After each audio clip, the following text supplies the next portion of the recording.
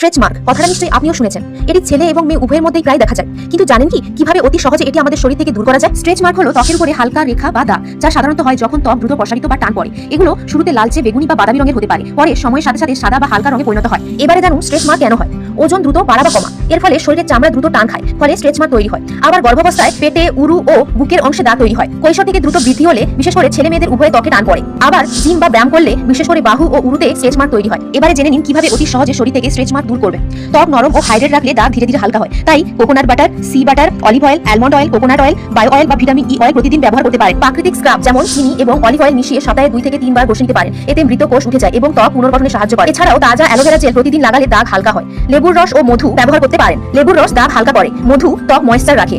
এছাড়াও vitamin C সমৃদ্ধ খাবার যেমন কমলা, লেবু, ব্রকলি ইত্যাদি ত্বকের কোলাজেন বাড়ায়, তাই ভিটামিন সি সমৃদ্ধ খাবার বেশি করে খান। এছাড়াও যদি দাগ অনেক পুরনো বা গভীর হয় তাহলে মেডিকেল ট্রিটমেন্টও নিতে পারেন, যেমন laser therapy, microneedling, chemical peel ইত্যাদি।